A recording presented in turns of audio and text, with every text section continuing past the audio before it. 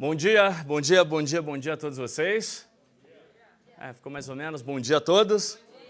As crianças que estão aqui, nossos professores estão ali à espera de vocês. Se vocês pais tiverem e desejarem que seus filhos fiquem com nossos professores, eles serão bem educados, aprenderão um pouco a respeito do Evangelho. Estamos no meio, essa acho que é a metade, realmente a metade, é uma série curta, uma série de 3 apenas domingos, a respeito de nossa identidade, de nossa visão, de nossa missão, de nossos valores. Na semana passada nós falamos a respeito de um Deus, de um Deus que habita na casa dos homens. E esse Deus que habita na casa dos homens, ele transforma a casa dos homens para que os homens sejam atores, designers, de uma nova cidade, da cidade dos céus, aqui na terra. E esse mesmo Deus que habita na casa dos homens também é um Deus que habita na cidade dos homens. E hoje convido vocês, nesse segundo momento, a pensarmos um pouco a respeito do nosso DNA. Nós entendemos que o Senhor habita em nossa casa, em nosso coração, para que a gente vá e faça aquilo que deveríamos fazer, cuidar daqueles que tanto precisam, começar por dentro de casa, começar de nós mesmos e para os outros. Como João leu no início, precisamos olhar para aqueles que mais precisam. E aqueles que mais precisam, talvez seja o eu mesmo. A gente precisa ver, observar e agir de forma diferente. E a mensagem de hoje é um convite a isso. Nosso DNA, não sei se vocês lembram, nossa missão é compartilhar, é amar e é servir. Essa é a nossa missão. É isso que nós desejamos. E o que nós queremos ou sonhamos no futuro, ao praticar e viver na missão, é ver uma cidade renovada, uma cidade transformada pelo poder do Santo Evangelho. Ideologia nenhuma é capaz de trazer tal transformação. Olhemos para o passado, as ideologias sucumbiram, o cristianismo continua e ele é eterno. Ele é eterno. Ele é eterno. Sonhamos com um lugar diferente, uma cidade diferente, ao começar com nossas casas, com a gente em ação, vivendo em missão. Definição de igreja. Igreja não é um templo quadrado, assim, onde as pessoas se reúnem. Igreja são discípulos de Jesus que vivem na missão. Então aí há uma diferença muito grande entre discípulos e consumidores. Uma igreja que vive em missão é diferente de uma igreja consumidora.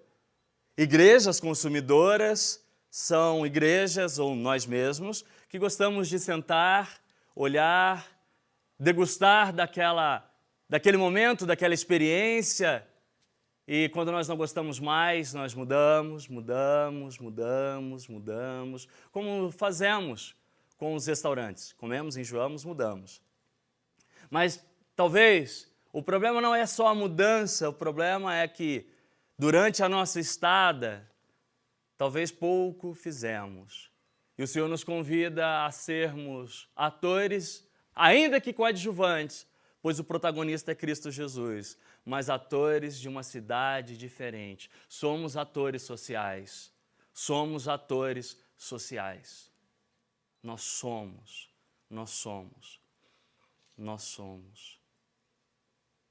Quer ver uma São Paulo diferente? Você quer ver, sim ou não? Alguns querem, outros não. Tá bom, Rio de Janeiro, vocês querem ver diferente? Vocês querem ver uma cidade diferente, sim ou não? Nós queremos. Então nós precisamos, com a mensagem do Evangelho, ser esse tipo de ator social que luta por uma cidade, para que ela seja diferente. E a mensagem de hoje mostra pra gente como isso é possível. Como isso é possível. Gostaria que vocês abrissem a Bíblia comigo no capítulo 19 de Atos, a terceira viagem missionária de Paulo. Ele sai de Atenas e agora ele vai para Éfeso. E lá uma coisa vai acontecer grandiosa. Tudo aquilo que vocês desejam dos políticos, do governo, do Estado, das instituições, ali começa a acontecer. Que essa mensagem de hoje sirva de inspiração aos nossos corações e nos coloque na rota do trabalho. Atos 19, do verso 23 em diante, diz o seguinte: naquele tempo houve um grande tumulto por causa do caminho, né? Veja que tem um C maiúsculo, por causa do caminho.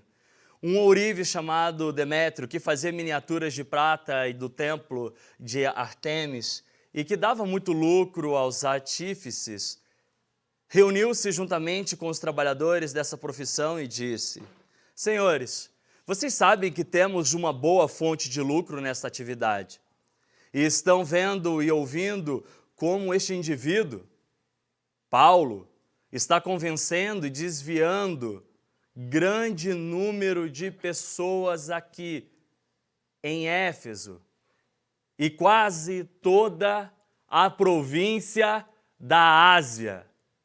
Poderíamos parar aqui, mas o texto continua. Diz ele que deuses feitos por mãos humanas não são deuses. Não somente há o perigo de nossa profissão perder sua reputação, mas também de o templo da grande deusa Ártemis, tem um acento no ar, né?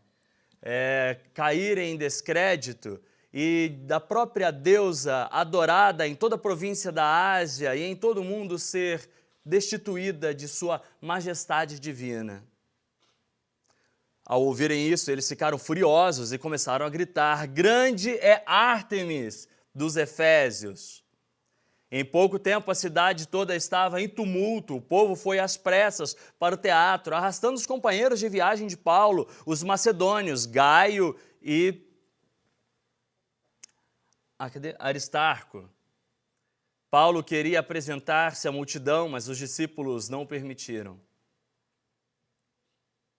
Alguns amigos de Paulo, dentre as autoridades da província, chegaram a mandar-lhe um recado pedindo-lhe que não arriscasse a ir ao teatro. A assembleia estava em confusão, uns gritavam uma coisa, outros gritavam outra, a maior parte do povo nem sabia por que estava ali. Alguns da multidão julgaram que Alexandre era a causa do tumulto, quando os judeus o empurraram para a frente. Ele fez sinal pedindo silêncio, com a intenção de fazer sua defesa diante do povo. Mas quando ficaram sabendo que ele era judeu, todos gritaram a uma só voz durante cerca de 2 horas: grande é Ártemis dos Efésios!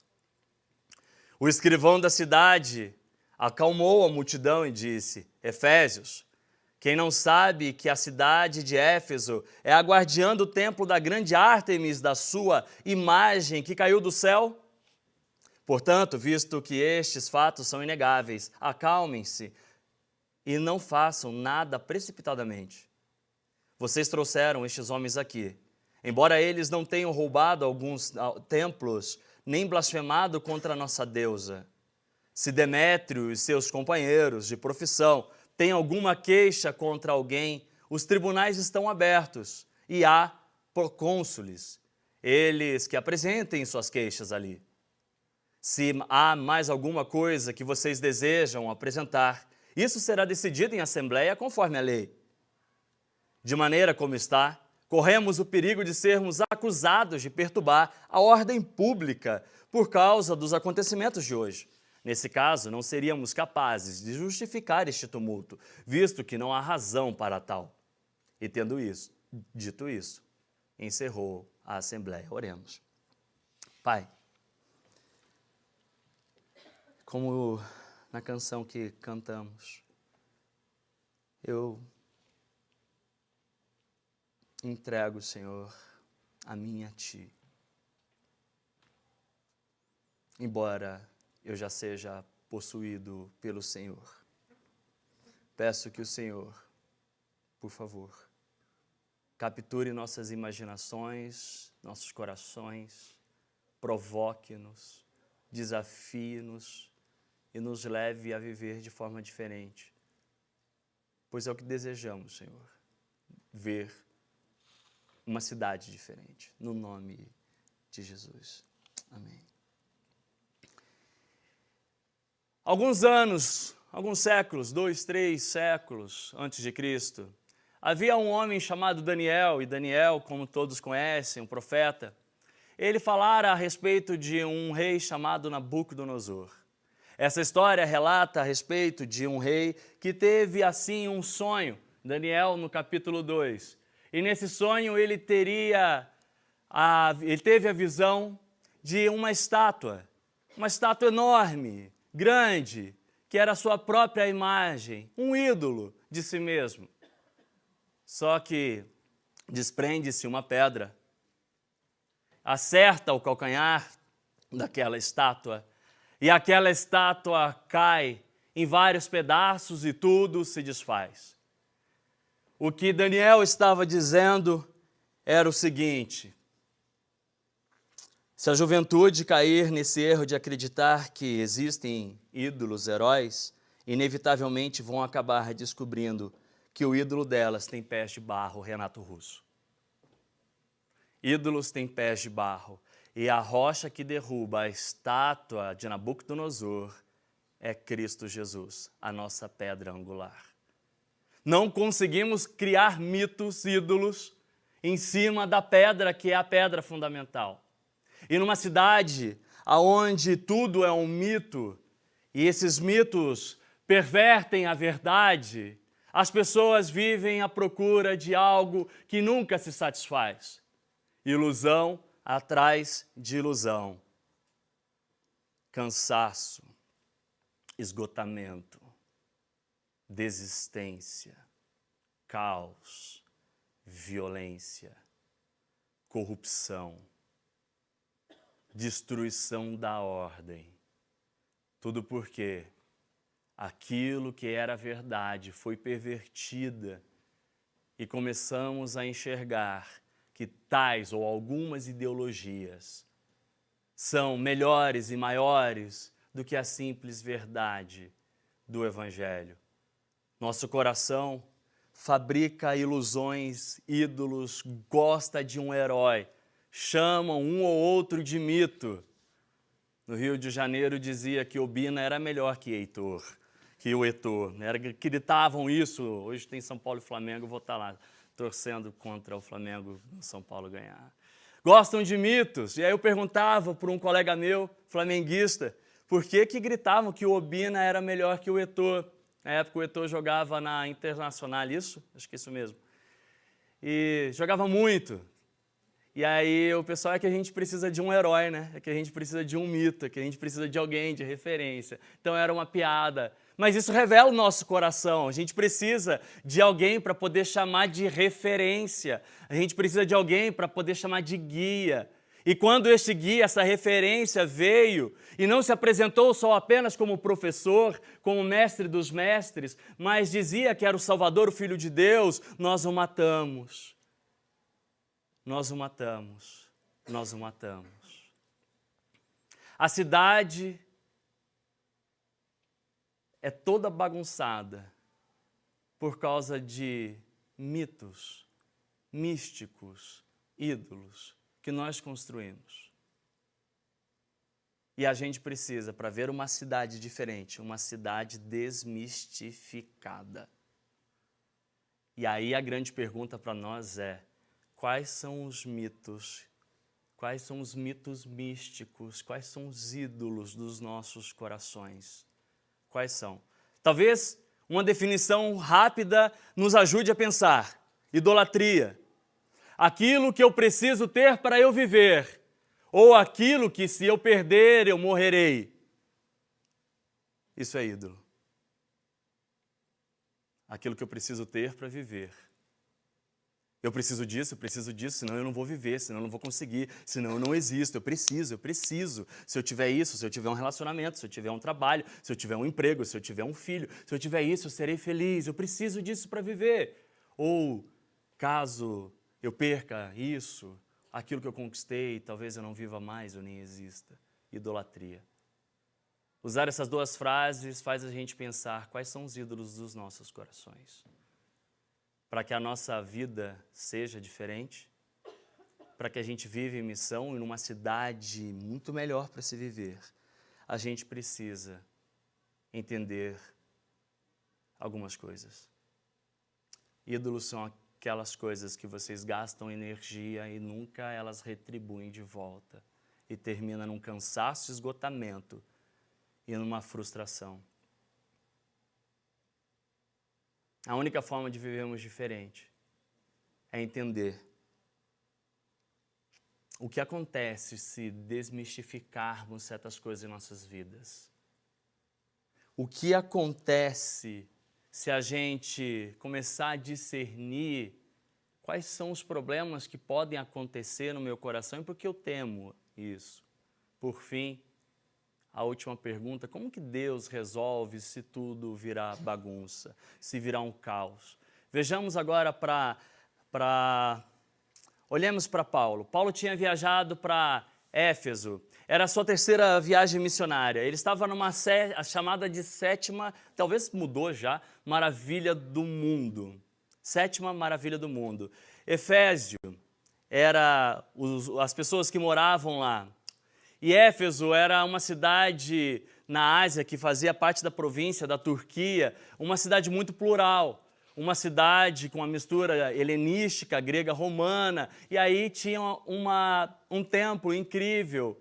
E essa cidade era uma cidade onde Ártemis ou Diana era adorada. Algum pintor pintou em 1500, mais ou menos, como era essa cidade, e recentemente ela foi descoberta. Foram descobertas algumas coisas dela. Então, se você estiver pela Turquia, faça essa viagem, conheça a cidade de Éfeso, dizem que é uma maravilha. Eu trouxe algumas fotos para vocês. Em 1500, eles pintaram mais ou menos o templo de Diana da seguinte forma. A gente tem uma imagem aqui.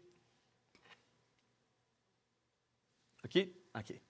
Era mais ou menos assim, essa pintura é de 1500. Os homens trabalhando, tinha prostitutas do templo, prostitutas sacerdotais, e eles adoravam essa deusa chamada de deusa da fertilidade. Paulo, ele sai de Atenas e vai pregar a respeito de um Deus desconhecido. Paulo, ele começa então a fazer uma coisa incrível, a entender aonde estão esses ídolos e como eles devem ser combatidos. Depois ele viaja e vai para essa cidade, uma cidade onde ele começa a pregar o evangelho, onde lá tinha uma deusa e ela foi achada, elas achavam que ela tinha caído do céu. Nessa próxima imagem, essa escultura foi encontrada no século I, essa era Ártemis ou Diana. Eles a adoravam. Paulo, ele gasta 2 anos nessa cidade, pregando o evangelho. E uma das coisas que nós aprendemos com Paulo é que, para que a cidade ela possa se desenvolver, a gente precisa entender quais são os ídolos da nossa cidade, quais são os ídolos da nossa casa e da nossa família. Como a desmistificação acontece? Primeiro, gaste tempo. Gaste tempo. No verso 8 do capítulo 19, diz o seguinte, que Paulo entrou na sinagoga e ali falou com liberdade durante 3 meses, argumentando convincentemente a respeito do reino de Deus. No verso 10, diz que ele continua a fazer isso por 2 anos, e de forma que todos os judeus e gregos que viviam na província da Ásia ouviram. Gaste tempo, não tenha pressa. Você está olhando para a tua família e talvez você olhe para a sua família e está vendo algumas coisas que estão erradas e você olha para a sua família e fala, não é possível que ela acredita nisso, que ele acredita nisso. Quando isso será desmistificado? Quando eles verão a verdade? Agostinho de Hipona teve essa mesma crise. Um sacerdote, um bispo chegou para ele e falou da seguinte forma, não se preocupe, é a verdade que te encontra. Então vocês precisam e a gente precisa ter o quê? Paciência. Saiba esperar. Saiba esperar. Espere. Olhe para a sua família, tem alguém sofrendo na sua casa, tem alguém iludido dentro da sua família, seus amigos. Tem alguém que você acha que perdeu a solução, colegas, que acha que não tem mais salvação, relacionamentos, estado, trabalho, estilo, personalidade, um momento difícil da sua vida emocional. Paciência, paciência. Mas essa paciência de Paulo era uma paciência que havia foco, que havia uma confiança. Ele não era alguém que só estava esperando, era uma espera ativa. Ele, lembra na academia quando você está exercitando, aí você descansa um músculo exercitando outro? É mais ou menos isso que a gente deve fazer. Paciência não significa inação. Significa que a resposta e o momento certo vem do Senhor e o seu coração encontra repouso e encontra descanso. Você pode dormir essa noite. Está um caos o mundo. Você fez a sua parte. Descanse, descanse. Paulo, é interessante como ele começa a fazer isso na desmistificação da cidade de Éfeso. Ele confiava na mensagem. Ele acreditava no poder da mensagem, não era a sua habilidade. Ele vai dizer isso ao povo de Corintos depois, que a mensagem do Evangelho não vem pela sabedoria, pela eloquência, mas vem pelo poder, o poder do Santo Espírito. E Paulo, ele confiava tanto na mensagem que não era uma coisa aqui assim, era uma coisa assim. Ele vivia aquilo que ele pregava. Ele experimentava aquilo que ele falava. Martin Lloyd Jones dizia que a nossa espiritualidade ela deve ser doutrinariamente, ela deve ser experimental, coração, e ela deve ser prática. A gente precisa colocá-la em prática. E aí o que acontecia com Paulo? Verso 11. Deus fazia milagres extraordinários na vida de Paulo por meio de Paulo. Então veja, paciência, mas é uma paciência ativa, confiança, e a confiança é a experiência com o conhecimento, com a fala, porque senão você desanima. Imagina, você prega para a pessoa, você fala e fala com ela, e ela não responde.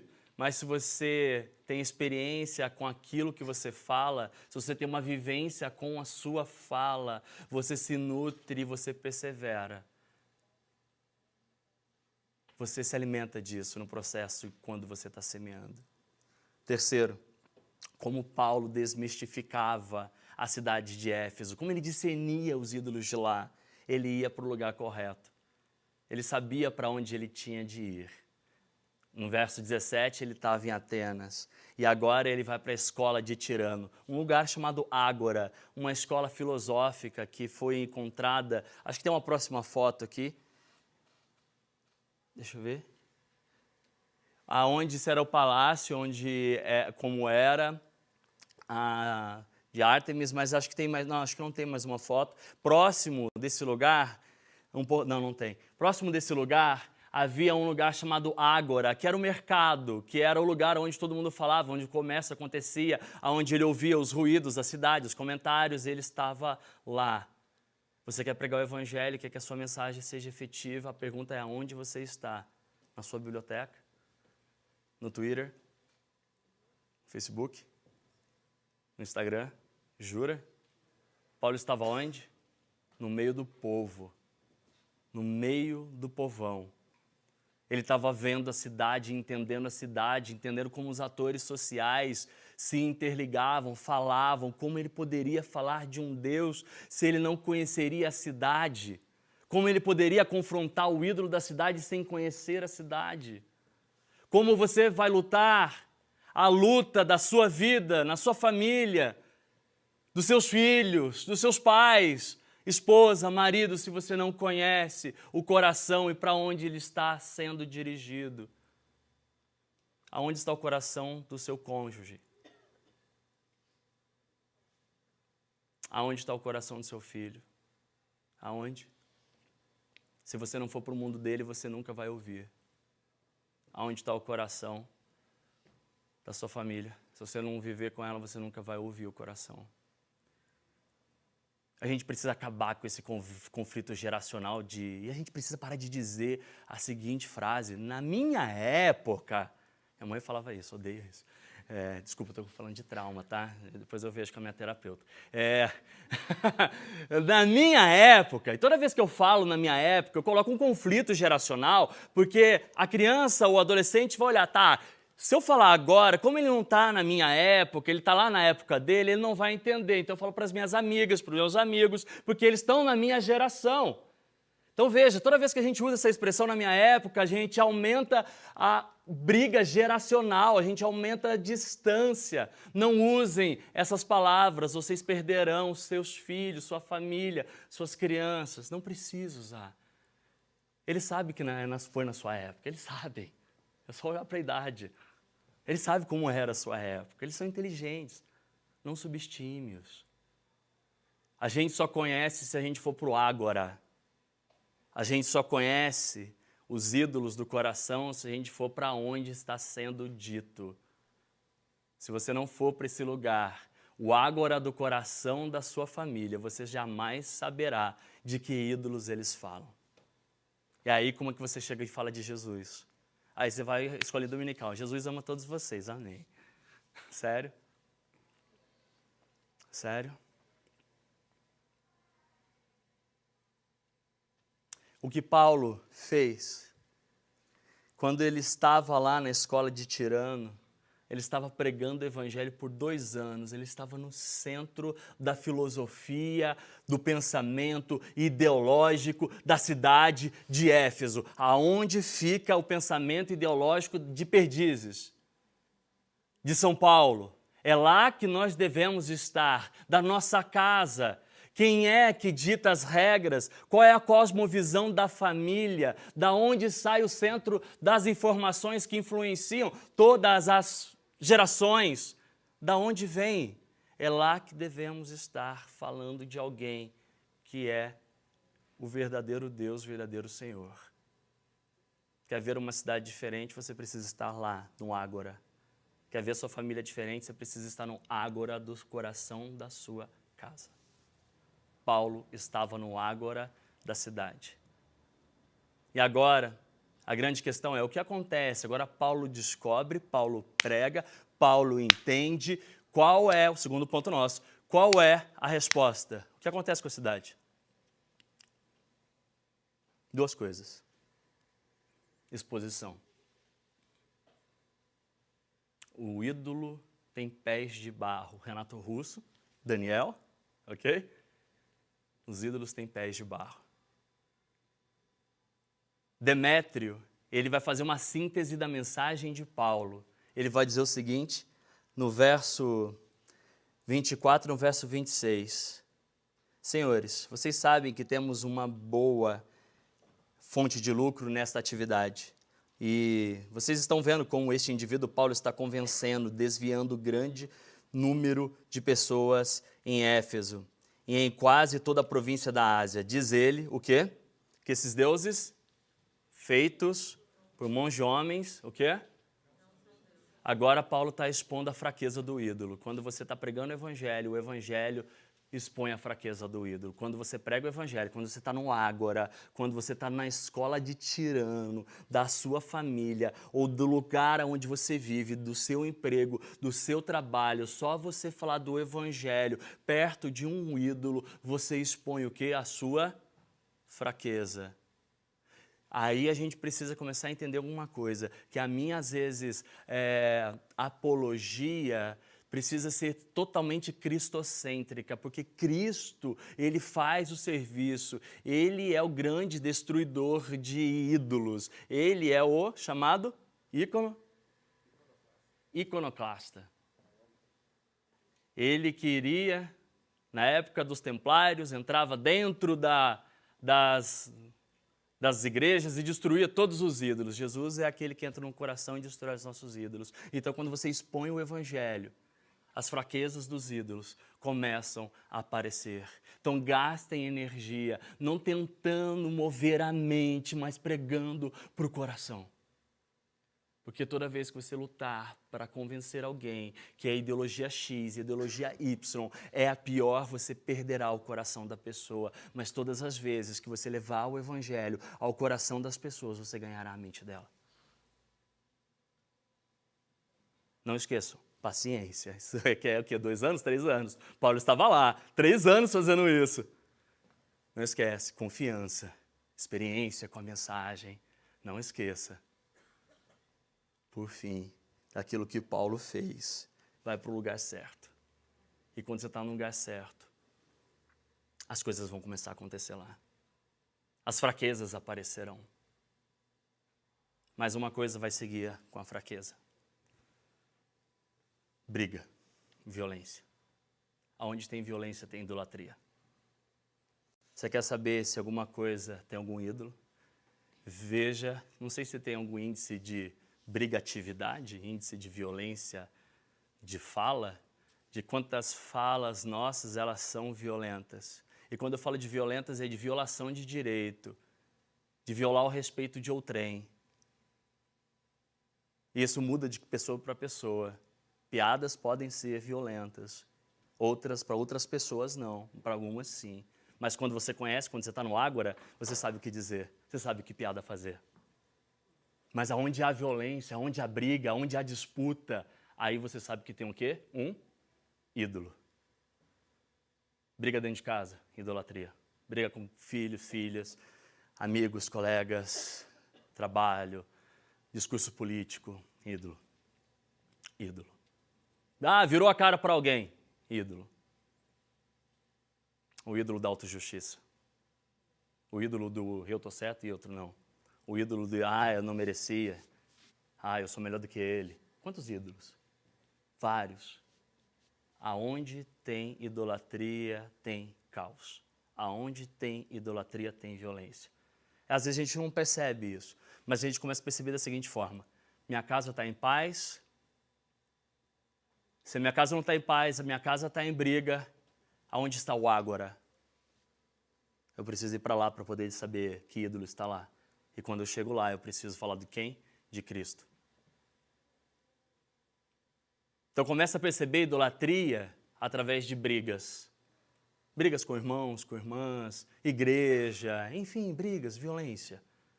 Então não esqueça, 2 coisas que acontecem quando você está lá no ágora pregando o evangelho. Fraquezas dos ídolos aparecerão. E quando elas manifestarem, o que vai acontecer?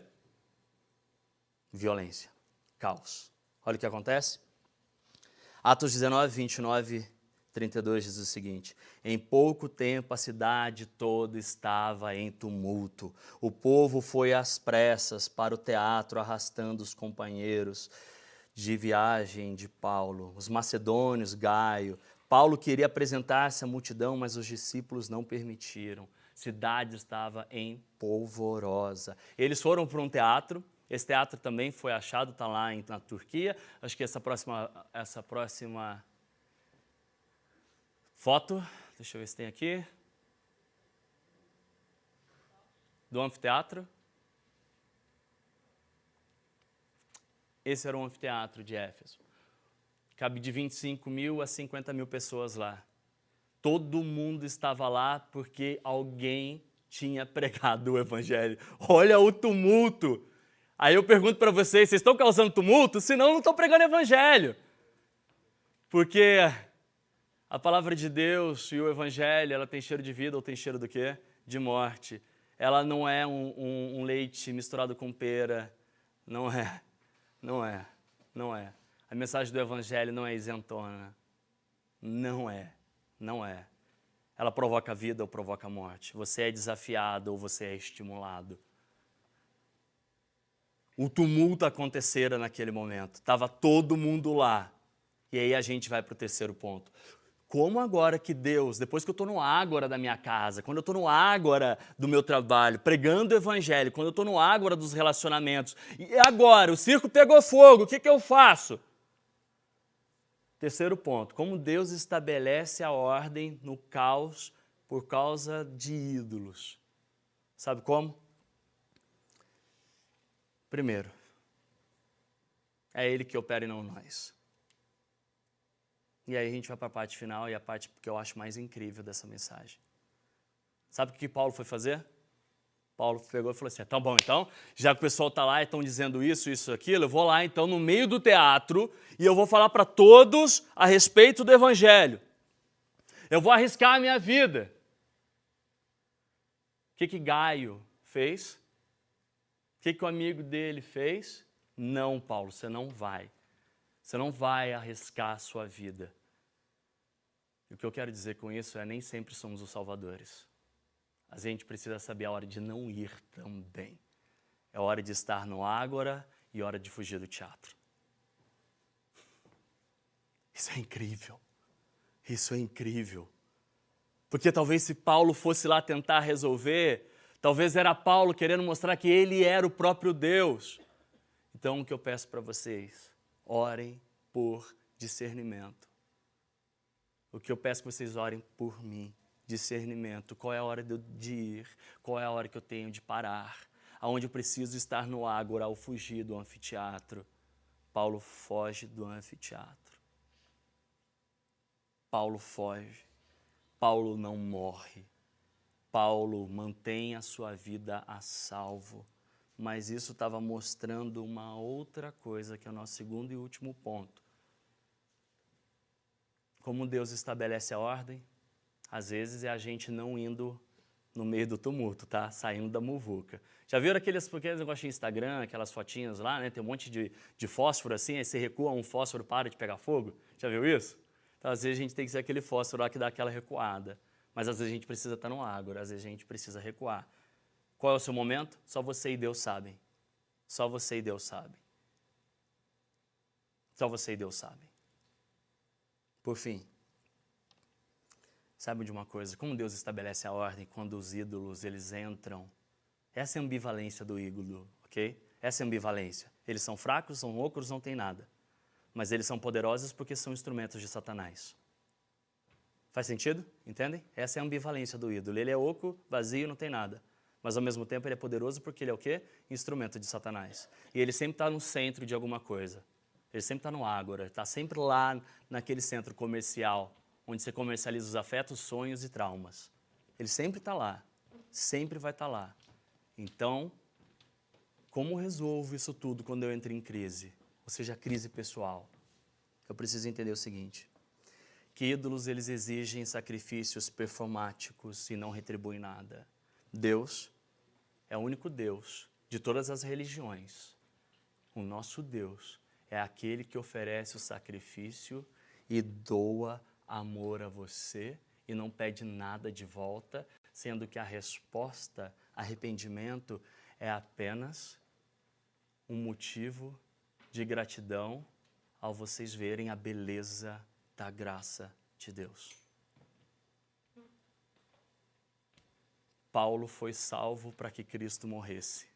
Paulo foi expulso da multidão para que Cristo, em Colossenses, Paulo viera descrever, pois ele morreu e fez da morte dele um espetáculo público. Não é Paulo que morre no anfiteatro. Ei, não são vocês que morrerão no anfiteatro, é Cristo que morre no anfiteatro. Só vai para o ágora, no anfiteatro, no espetáculo, no palco, é Cristo que morre. Não vocês, não Paulo. Jesus é o verdadeiro e melhor Paulo. Ele é o Salvador das cidades. É Ele que bota a sua família no eixo, a nossa casa, que resolve as questões das cidades. As cidades, elas estão cheias de ídolos. Vamos para o ágora, fujamos do espetáculo. É Cristo que fica lá. É Cristo. É Cristo que fica lá. Qual é o ídolo que a gente tem de lutar? Que Deus nos revele, nos dê discernimento. Nesse testemunho, a gente tem falado de nossa série, fazendo da nossa casa um lar, são os nossos valores, o nosso DNA. nós estamos mostrando algumas histórias reais, de pessoas reais, gente da gente, que percebem os seus ídolos e que precisam de ajuda nossa, para que Cristo vá lá e seja essa pedra que derrubou a estátua de Nabucodonosor. Vejam só, 2 minutos aqui, esse testemunho.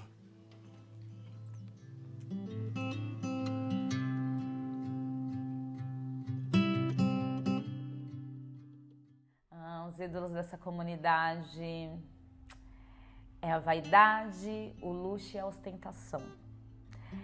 Os jovens dessa comunidade, para se aproximar do luxo, da ostentação, da vaidade, para usar um tênis de 1.000, para colocar uma roupa de marca, até mesmo andar de moto ou ter um carro do ano, eles vão buscar as oportunidades da maneira mais fácil, né? A maioria apronta para chegar próximo dos seus ídolos, né?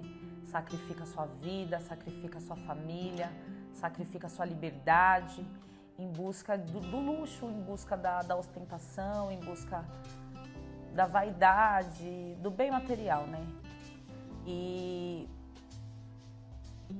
por esses ídolos, né, não preencher o que realmente os jovens necessitam, né, vira um ciclo vicioso, porque eles obtêm um luxo, obtêm um bem material, mas sempre falta algo, então eles sempre vão em busca de mais e mais, e isso gera violência, gera tristeza, gera vários contritos, várias coisas ruins dentro da própria comunidade e dentro da própria família deles mesmos. Esses ídolos, eles podem ser destruídos, podem ser quebrados dentro da comunidade através de novas referências cristãs, através de oportunidades, através de uma igreja participativa, através da pregação do evangelho, através de uma igreja que participa de verdade, que esteja aqui de mão dada com a comunidade, que insira eles num novo objetivo de vida, que mostre para eles um novo caminho, para que eles possam ter uma nova perspectiva de vida e veja que só aqueles ídolos, aquele bem material não vai preencher eles. O que preenche mesmo é o amor de Cristo. Esse lugar, um lugar diferente, um lugar transformado, uma comunidade que tenha uma área de lazer, que tenha um parque, um lugar sem violência, tenha um jardim.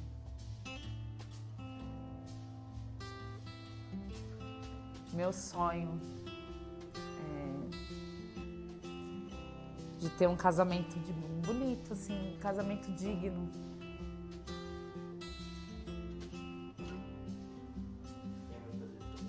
Robson. É sério, de verdade. Eu faço o casamento. De verdade.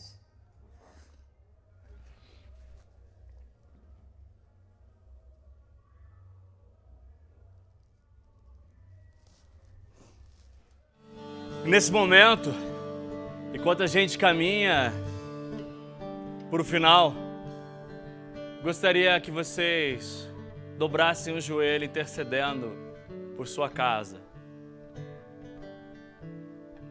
por esta comunidade, por essa cidade. Se você assim pode, se ajoelhem agora. Oremos intercedendo ao Senhor, pedindo para que Ele nos leve aos ágoras das nossas casas e nos livre dos espetáculos.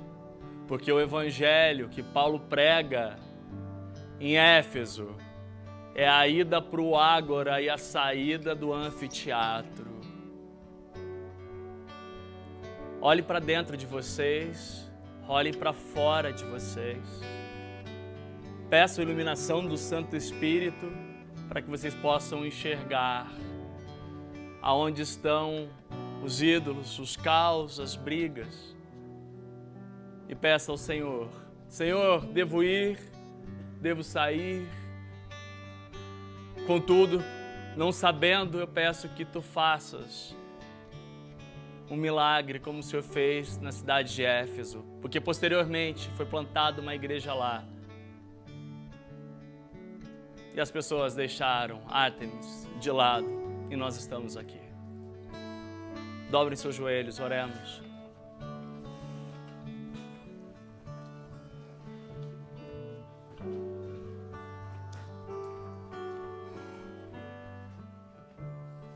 Pai, nós nos curvamos ao Senhor, que é o Rei dos Reis. Enquanto a multidão estava no anfiteatro gritando por 2 horas o nome daquela falsa deusa, nós aqui, Senhor, nem passamos um pouco gritando o Teu nome. Enquanto a Paula lá da comunidade chora com os sonhos e os traumas da cidade, do seu local de vivência, às vezes nós esquecemos de estar lá nos ágoras da cidade. Olhamos para as nossas casas e fugimos dos ágoras e queremos estar aonde está o espetáculo. Mas o Teu Evangelho nos humilha e o Teu Evangelho nos envia ao lugar de multidão, onde tudo é falado. E o Teu Evangelho nos salva da auto-idolatria. Pedimos, Senhor, uma mudança nas nossas casas, famílias. Pedimos uma mudança, Senhor, nessa cidade. Nos leve, Senhor, nos dê sonhos, projetos. Queime o nosso coração. O coração daquele povo estava inflamado por uma falsa deusa. Senhor, porque nossos corações não inflamam mais. Inflame o nosso coração. Pois assim, veremos um lugar melhor. Para nós, nossos filhos, vizinhos. Um pequeno vislumbre dos céus na terra. No nome de Jesus. Amém.